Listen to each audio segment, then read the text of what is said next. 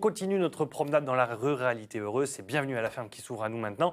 Avec plein de beaux projets, on file à la ferme du Lariquet.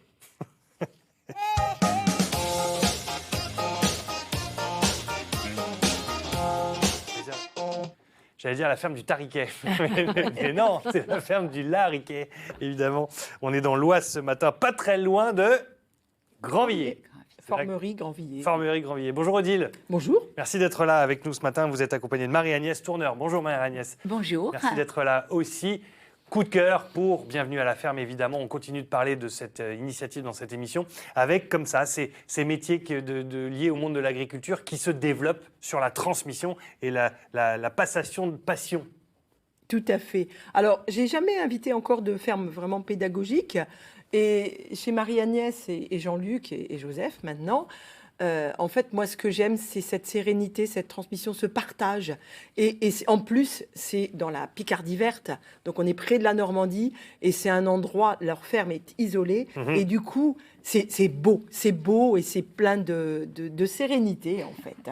Voilà. C'est un endroit qui vous plaît, Marie-Agnès, évidemment. C'est pas vous qui allez dire que c'est peut-être le plus bel endroit du monde, mais en tout cas, il se passe des choses là-bas. Qu'est-ce qu'on peut y trouver? C'est quoi une ferme pédagogique pour vous? Alors, une ferme pédagogique, c'est une ferme qui veut partager le patrimoine qu'elle a, pas le garder pour elle-même, donc avoir le sens du partage, de l'accueil. Et puis, pédagogique, pourquoi? Eh bien, parce qu'on accueille des enfants et on espère leur passer justement, par le biais de cette pédagogie active, eh bien, qu'ils découvrent des mots nouveaux, comment on traite une vache, tout simplement, pour chez nous. Et puis aussi, leur apprendre à ouvrir les yeux. Regardez ce blé, comment il est magnifique. Un blé en fleurs. Vraiment, un blé en fleurs. Et puis, comme on a la chance d'avoir un très grand jardin, on a une 50aine d'espèces d'arbres différents, eh bien, voilà, de pouvoir les ouvrir sur un ginkgo biloba, sur un cèdre du Liban. Eh bien, voilà, c'est aussi quelque chose qui n'ont pas forcément l'habitude de voir. Oui. Des canards, des cochons, eh bien voilà, c'est par petites touches, mais à chaque fois, il y a un émerveillement de la part des enfants. Les caresser, leur donner à manger, et voilà, et parler avec ces enfants qui sont aussi émerveillés de pouvoir faire le petit agriculteur pendant une journée. Exactement. Pourquoi c'était important pour vous de vous lancer dans ce réseau de Bienvenue à la ferme et d'ouvrir comme ça votre transmission? Alors pourquoi? Toute petite histoire, voilà, je suis animatrice de métier, et puis d'un seul coup, j'avais 6 enfants d'arriver à la maison, donc terminé par des jumeaux, et se dire, qu'est-ce que je vais faire? Est-ce que je reprends mon travail? Est-ce que je traite les vaches? Mais j'ai peur des vaches, voilà, ils me font un petit peu peur. Alors du coup, on m'a dit, tu es animatrice? Il y a quelque chose, grâce à la Chambre d'agriculture, par une formation, ils m'ont dit, mais tu pourrais faire de l'animation à domicile. Oui. Et du coup, on a ouvert cette ferme pédagogique. Et c'est ce qu'on voit derrière vous avec ces photos qui défilent avec de des ces enfants. Petits spectateurs qui viennent assister au... Et puis, parallèlement, j'étais éducatrice de jeunes enfants, donc je travaillais à une communauté de communes. Et du coup, j'ai aussi découvert ce qu'était la toute petite enfance. Et là, vous voyez, ce sont des assistantes maternelles. Et on reçoit beaucoup de relais assistantes maternelles à la ferme. Comme tout, cette photo. Voilà, avec les poules, les canards. Odile, puisqu'on parle de poules. La biodiversité aussi avec l'écureuil que vous venez de voir. La poule rousse, écoutez. Et pourquoi?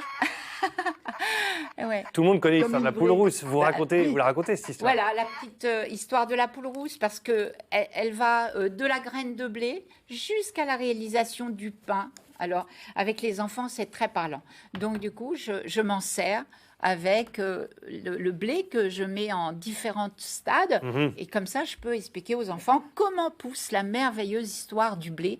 D'abord très concrètement, et puis on finit par on moud du blé pour donner de la farine et on fait un petit peu de pain. Voilà. C'est une très belle démarche, les fermes pédagogiques. C'est un moment, un concept qui a vraiment évolué à la fin des années 1980-90 avec le tourisme vert, etc. Et aujourd'hui, il y en a de plus en plus. Mais j'adore le concept de s'ouvrir, de recevoir des enfants, de transmettre. Parce que moi, j'ai l'image de neveux et nièces qui, pour eux, alors ça n'a rien à voir avec la ferme, mais pensaient vraiment que le poisson, c'était le rectangle jaune pané qu'on leur montrait. Et Comme je la me dis bouillie que de pour lait. certains enfants, c'est important d'avoir cette démarche, d'aller au contact de personnes telles que vous, qui leur expliquent, voilà, le pain que tu manges le matin pour ton petit déjeuner, eh bien regarde, voilà comment il est fait. On part du blé en fleurs, on le travaille, le boulanger fait le pain derrière, les vaches, le lait que tu mets dans ton chocolat le matin, etc. Et je trouve ça vraiment, vous recevez combien d'enfants en moyenne par an? Je vais dire, année normale, Bon, pas les année meilleures Covid. années, ça a été, bon, c'est pas 2000 élèves, quoi, à peu Ah oui. près. Oui, C'est énorme. voilà.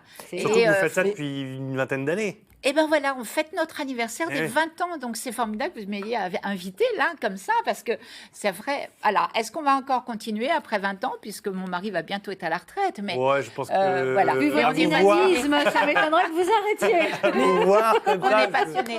Et c'est vrai que Jean-Luc, aujourd'hui, voilà, les écoles reprennent aujourd'hui et Marie-Agnès a bien Et voulu voilà, quand même il était venir. obligé de me remplacer. Donc Jean-Luc s'occupe, mais vous le matin. allez le retrouver, Non. Jean-Luc, dans la ferme, il y aura des monde partout. Non, parce que Ils sont en train de faire du rodéo le sur les matin, vaches. Le matin, c'est les vaches, donc c'est son domaine, ça va. ça Et va. l'après-midi, Ça sera Marie-Agnès plutôt va les reprendre. ateliers. Et comme atelier, ben voilà, depuis, je propose donc l'art floral, mais rapide, voilà. Et c'est quelque chose qui marche avec les. On reçoit beaucoup d'enfants en école maternelle, et du coup, En c'est 5 minutes, simplement ce matin. un autocollant avec les fleurs du jardin. Et du coup, c'est vraiment, voilà, c'est toujours l'émerveillement, mais que ce soit des petits de 2 ans comme ceux des collégiens, eh ben, ils aiment faire ça. Alors, vous parlez Voilà. de groupes de petits, d'assistantes maternelles Oui. qui viennent avec leurs enfants, mais moi, je peux venir avec Voilà. mes enfants aussi, mais bien évidemment. Voilà, les familles. Hein, voilà, on voulait justement en Les parler. familles, on voulait. Et vous verrez que justement le printemps à la ferme, moi je l'ai basé vraiment sur l'accueil des familles. Et on a énormément d'appels. Toutes les semaines, j'ai des appels de familles qui souhaitent venir. Le printemps à la ferme, c'est du 17 mai au 1er juillet sur rendez-vous, donc à la ferme du Lariquet. Il faut Voilà, prendre rendez-vous. c'est ça. C'est quoi en gros, le printemps à la ferme? Le concept, c'est la ferme qui passe en mode C'est la- été, quoi. C'est la ferme qui, voilà, les agriculteurs qui accueillent, comme on accueille des amis. Eh bien, venez, on va passer 1h30, 2 heures ensemble. On fait Un le petit tour. circuit de 2 heures. Voilà, et la ferme se prête très bien parce que justement on va tout autour de la ferme. Après on passe dans le jardin où il y a un labyrinthe et on fait en hêtre et voilà. Et donc les enfants peuvent courir, mais Ouais. aussi on Il y a a un pique-nique bon échange possible. individuel avec les adultes qui sont en fait là aussi on a une nouveauté puisqu'on a installé le robot traite et vraiment bon, même si pour les enfants c'est moins passionnant parce qu'on va pas tout à fait les vaches, mais les adultes sont émerveillés, se dire oh, cette machine qui vient traire les vaches comme ça, mais c'est génial. Voilà. Et c'est vrai qu'aujourd'hui, on ne peut pas rentrer dans les fermes. Quoi. On ne peut plus parce que au niveau, c'est plus pratique. Mais Ouais, là, ouais. c'est vraiment...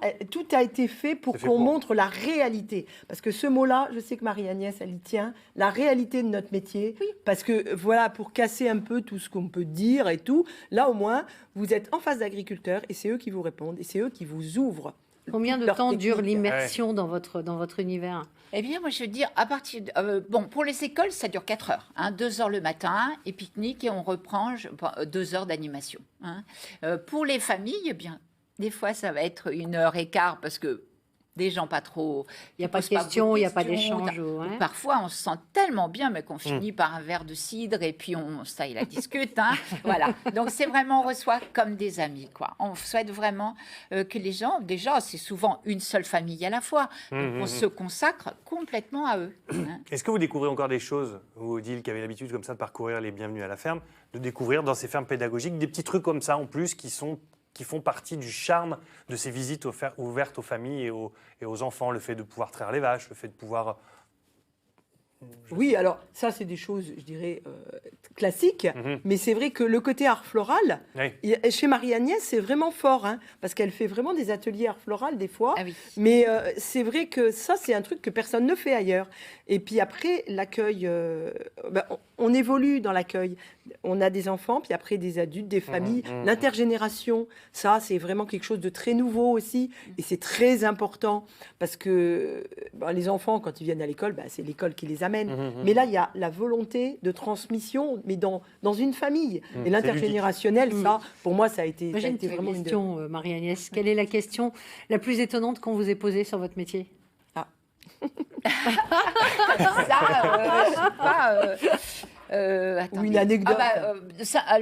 Il n'y a pas très longtemps, il y a à peine un mois, parce que je reçois tous les vendredis matins, je reçois des enfants un peu en difficulté avec une éducatrice qui vient régulièrement. Et en fait, elle m'a dit, mais et les cailloux, c'est le tracteur aussi qui les fabrique? Ah, ben voilà. Voilà. C'est mignon. Ces mots d'enfant. Merci beaucoup à toutes les deux d'être venues Voilà. sur ce plateau. La ferme du Lariquet@gmail.com si vous voulez réserver pour ce printemps de Bienvenue à la ferme. C'est du 17 mai au 1er juillet. N'hésitez pas à y aller et à découvrir tout ce petit monde-là. Merci.